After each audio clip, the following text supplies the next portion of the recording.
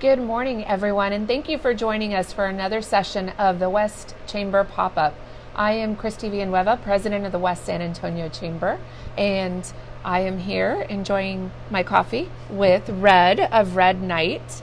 And if you haven't heard about the West Chamber Pop-Up, this is actually one of our 15-minute segments where we try and bring key information to our small business owners and our community.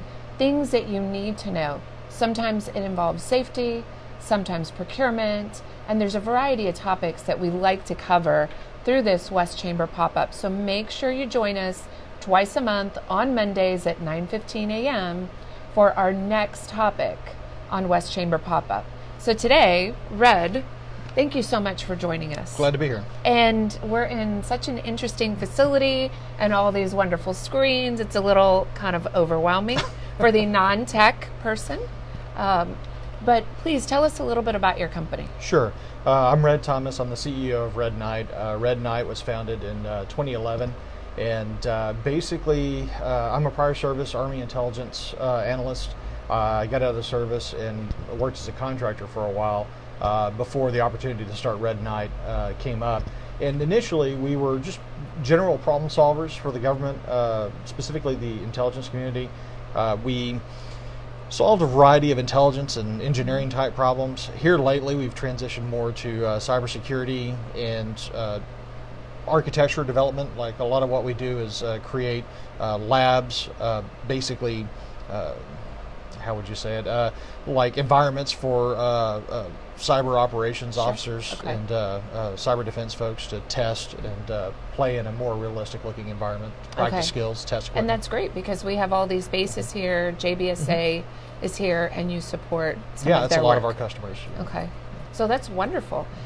So cybersecurity is a really interesting topic because even though I realize cyber attacks have been here all along, for the small business owner, this is one of those topics that has snuck up on us. And it's, I know there's a lot of folks working on cybersecurity issues, but the small business owner has not been able to benefit in the past. Tell us why they should be more aware, learn more about this item. Sure. Well, first of all, the whole thing behind cybersecurity is it's a risk thing. In fact, one of the cyber programs that I recommend to a lot of customers is from the National Institute of Standards and Technologies, NIST. They have special publications, 800, and there's a whole series where they talk about implementing something called the Risk Management Framework. And in the end, that's all cybersecurity really is, because if someone wants to get into your network, they're going to be able to get in, and there's not really much you can do to keep them out. Yes. So the goal of cybersecurity is not to necessarily make yourself hack-proof, but to make yourself less vulnerable to those standard automated attacks that hit 95% of systems out there. In fact, if you look at a lot of the recent municipal hacks that we've seen in Baltimore and Atlanta and and actually recently in Texas, all these attacks were automated. They were very low skill, very preventable attacks that really could have easily been thwarted with just basic patch management, making sure that your software has been patched and updated to the latest version, updating your firewall rules and stuff like that. Okay, so these are all part of kind of those day-to-day things that we need to be looking out for as a small business owner. This should be in our business plan. I mean, we talk about sustainability, and I think for me as the president of a chamber, I would recommend this. This has to be a staple in something that you're always working on. Now, talk about those annual checks. I mean, we just had a tornado actually overnight in Dallas. So there's a lot of folks that don't have any power. They're probably not open for business because of it. I mean, this could impact them in getting back up. Yeah, I would say one of the key things to a cyber program, and it kind of flies past a lot of people, is disaster recovery. And in fact, I tell most municipalities when I speak with them that disaster recovery is the number one thing that they should be doing. It's also incredibly inexpensive, and just from a corporate standpoint, it's the most bang for your buck when it comes to preventing, or not preventing, but recovering from incidents. Because the reality is people make mistakes, natural disasters happen, Yes. things occur to take your systems offline. So you always need to be asking yourself, if I lost everything tomorrow, how would I get back up in the shortest amount of time with the least expense and the most reliability? And you should test that yearly, or at least every other year. The way I do it is I have all my critical information backed up to a shared drive, and then periodically I will just wipe I swap out computers, but you could just wipe your system and then go back to working off of that shared drive, copy all that data in. And if you can still continue to operate the business day to day like you would, or municipality like you would expect, then you know that your disaster recovery plan is functional. Right. And just by exercising even smaller pieces of it occasionally, that gives you a real peace of mind that if the worst happened, if you were a victim to a ransomware attack, you can laugh at the guy and say no thank you and restore, and then you're good to go. That's wonderful. So most of our small businesses say, well, any type of cybersecurity protection that's for the big business. That's for the Valeros of the world. That's not affordable to a small business owner. So you've told us a little bit about that, having policy in place. And some small businesses say, I can't go offline for a day or two to test the system, but it's so necessary to be able to do that, to be able to make sure that you have that data, or just protecting your customers in general. Well, I would say, and I've had this conversation with a few small businesses, and I usually tell them that you're paying for cybersecurity in some way, and you always are. It's a zero-sum game. And you have a number of options. You can buy the turnkey solution, which is where you go to a company and they have products, usually antiviruses and firewalls and stuff like that they maintain for you. Infrastructure as a service is how it's called sometimes. And that's okay. That's usually a higher upfront cost, and then the cost diminishes over time because you don't have to invest in the people capital to maintain that. Right. And that can be good. Then you can shift it the other way, which is kind of the way Red Knight does it. We actually use a lot of open source software on the internet and a lot of free material that's out there to supplement our own security program. But of course, that's a lower upfront cost and a larger long-term cost because someone has to do that. In this case, it's mostly me, but if you have an IT guy on staff, and frankly, if it's a small business, maybe it's your grandkid. Yes, probably. It's all well within the reach of someone who's junior. In fact, I encourage small businesses to reach out to the local high schools and maybe find some of those younger people who are interested in this industry, because this is a great way to get a very inexpensive form of support, and you're building your community at the same time. You're encouraging some kid to maybe pursue cyber. And then the third way that cyber costs you is if you don't do either of the other two, you're creating risk, and risk has a dollar figure attached to it, and it compounds just like interest. So over time, if you don't have anything, then you're really just compounding that risk in your business the whole time. And maybe you can't be down for a day, but can you be down for a week or a month? Right. And a lot of times, these small business attacks are go out of business type of attacks because the damage to the business is so extreme that you just lose the business. So it's like buying insurance effectively. You're preventing something that could just be catastrophic to your business by a small investment up front. And I would tell small businesses that these investments aren't, if you have a large organization and you've got extreme risk, the cost goes up.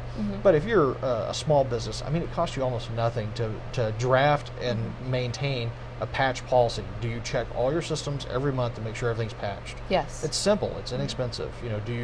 Do you have a firewall, which is maybe $300-400, and do you maintain it? That's very little cost investment. And very simple measures such as intrusion detection systems can be installed on systems or in your firewall just to warn you that something suspicious happened. Right. And then you just check into it, and it doesn't cost you anything.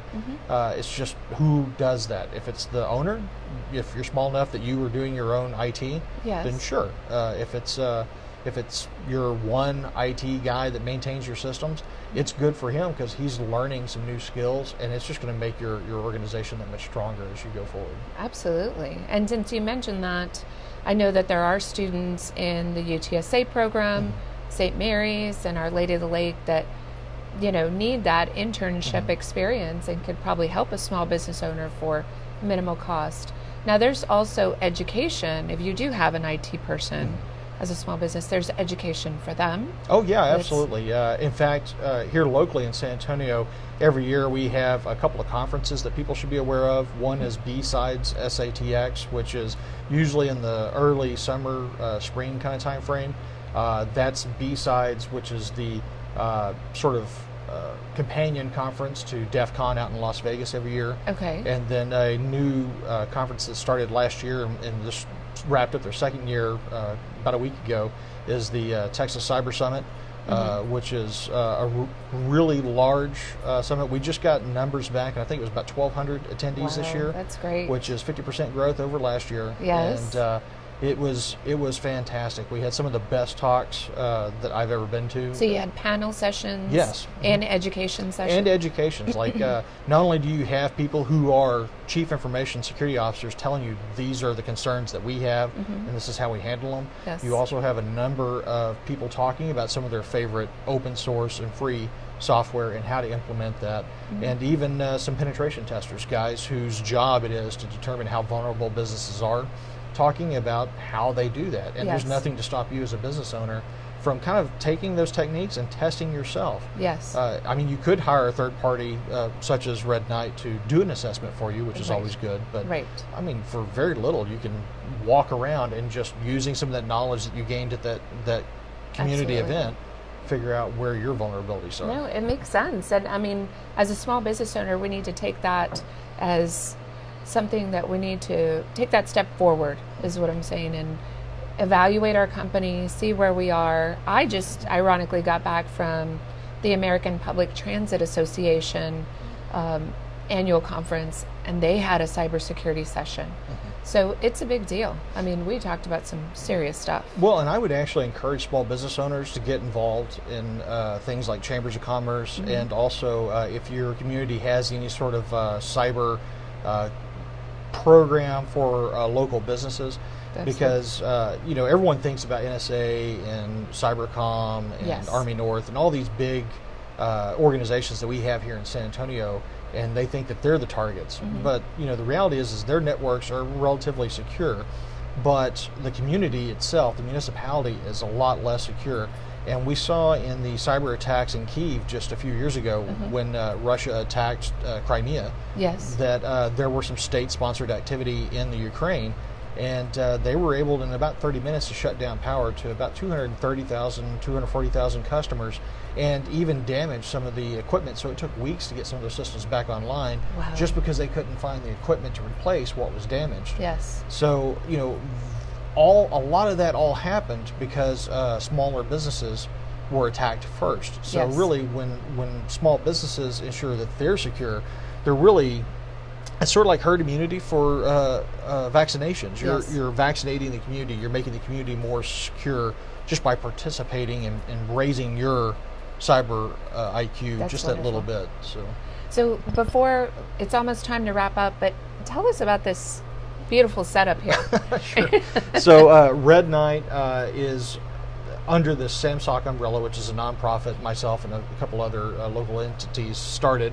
And we have space out here at Port San Antonio. And this is the virtual lab that we're running here that basically is simulating the internet, simulating a corporate internal network. And all this data is being pulled from that network. And the idea is that if you have a product that you want to test, if you have a solution or just an idea and you need a place to play where you're not going to break anything for real or get arrested, you can come here, and this is intended to be that security operations center for that limited engagement. So folks can plug in, have everything that they would normally have in a SOC available to them, and see what happens. That's fascinating. Well, I love it. So, and Red, if anyone wants to get a hold of you, maybe they're afraid to do things on their own, and still not sure if they want to take that leap but want to reach out to you, how can they contact you? Probably the easiest way would just be to go to my website, www.red-night.com. That's night with a K. Okay. And there should be a contact form on there that you can reach out. Okay. Otherwise, I'm pretty heavily involved in the San Antonio community. So Yes. if you go to a lot of the cyber events, I'll be there. Also, a good organization of support is the UTSA Small Business Development Center. Several of those folks know me, and they can Yes. reach out to me if you need cyber help. Okay. So support them, and, Yes. and they'll help you by contacting you with me. Yes, and we can also gather that information and put you in touch with Sure. any of our business owners. So this is wonderful, great information. It's invaluable that people know more about cybersecurity, and we take away those myths of what could possibly happen. And the information is available to everyone. So thank you. Thank you. And I just want to remind everybody that State of Port is November 8th. We've got tickets on sale, tickets, tables, sponsorships. They're still on sale right now. If you'd like to go to our website, westsachamber.org, and go into our events page. We also have a fantastic reception that's coming up. The Riverwalk is lit up the day after Thanksgiving, and the West Chamber will be hosting a reception for that. Only 125 tickets will be sold. Families are welcome, and we do have private seating, not only in the banquet room, but all the way into a private patio and to the river. So tickets are limited, so make sure that you purchase your tickets today with the West San Antonio Chamber. Join us next time for another session of West Chamber Pop-Up. We'll see you then.